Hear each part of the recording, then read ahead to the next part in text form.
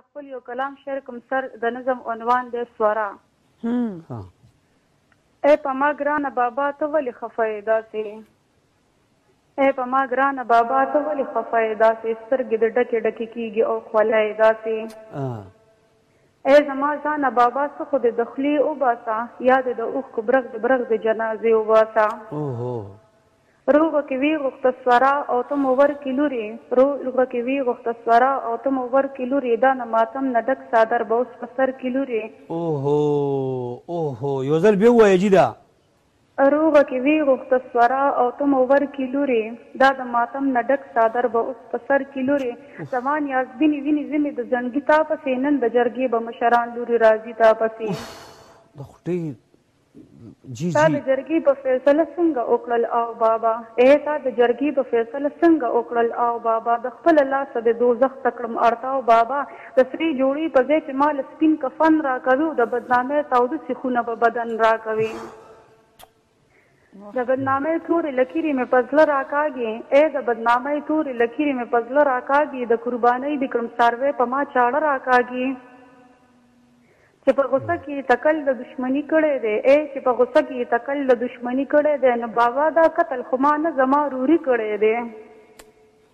نو بیا به څه ګناه به زه تودې سړې تېروم، نو بیا به څه ګناه به زه تودې سړې تېروم، دا باقي ژوند به په ژړا نوم د سورې تېروم. نو بیا به څه ګناه به زه تودې سړې تېروم، دا باقي ژوند به په ژړا نوم د سورې تېروم. ګرانه بابا نن زه له تا نه یو تپوس کومه، او د هر پښتون په دې عمل باندې افسوس کومه. ښه پې پوهېږم د دوزخ نه ډک عذاب راکوي، ښه پې پوهېږم د دوزخ نه ډک عذاب راکوي، خو د دې پوښتنې به نن خامخا جواب راکوي. یو پښتون قتل کوي نو د غیرت دپاره سر په تلي کې ګرځوي د خپل عزت دپاره. دغه خبره مې ضمیر له ځکه زور ورکوي، دغه خبره مې ضمیر له ځکه زور ورکوي، چې بیا په روغه کې دشمن له لورو خور ورکوي. نو په هغه وخت کې د پښتون د عزت څه شي بابا، چې لوڼه خویان دې روانې د کالي شي بابا. که عزت دې ته وایي دا څنګه عزت دی بابا، چې عزت دې ته وایي دا څنګه عزت دی بابا، چې په لور خور نه کېږي دا څنګه غیرت دی بابا.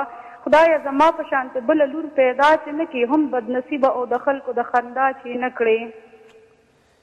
ګرانه لالا نن زه له تا نه یو تپوس کومه، ګرانه لالا زه نن د تا نه یو تپوس کومه.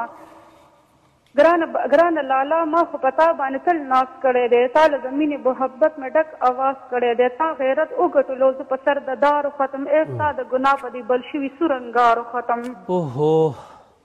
چې شم برباد دا ګیله به اوس د چا کومه، چې شم برباد دا ګیله به اوس د چا کومه. زه په دې وخت کې درنه خدایه التجا کومه، زما په شان بله سپیره ګورې پیدا چې نه کړي، د یو ادم کور کې سوره ګورې پیدا چې نه کړي.